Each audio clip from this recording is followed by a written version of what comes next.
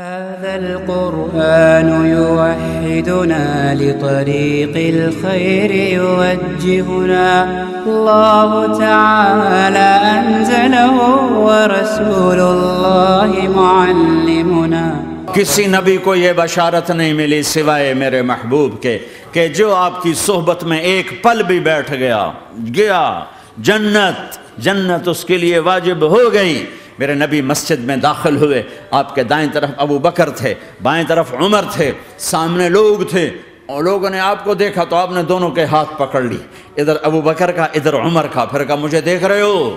صحابہ نے یوں دیکھا، کہا هَكَذَا نُحْشَرُ يَوْمَ الْقِيَامَةِ، قیامت کے دن ہم تینوں ایسے اٹھائے جائیں گے کہ میرے دائیں طرف ابو بکر ہوگا اور بائیں طرف عمر ہوگا.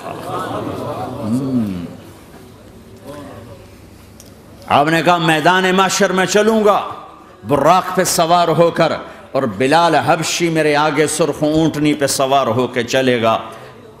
صحابہ علی کا ہاتھ پکڑا، سینے کے قریب کیا، علی تو خوش ہے؟ جنت میں تیرا گھر میرے گھر کے سامنے ہوگا، ٹھیک ہے؟ راضی ہو؟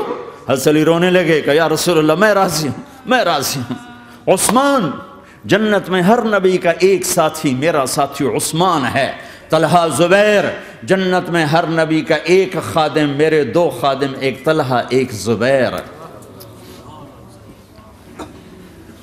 ایسی بشارتیں کوئی نبی نہیں دے گیا، ایسے تذکرے کسی نبی کے ساتھیوں کے غلاموں کے نہیں ہوئے.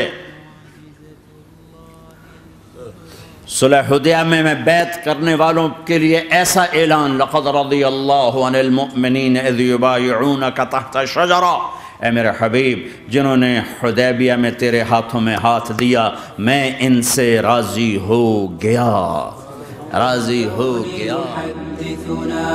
اللہ تعالی انزلہ ورسول اللہ معلمنا فلنعمل نحن بمن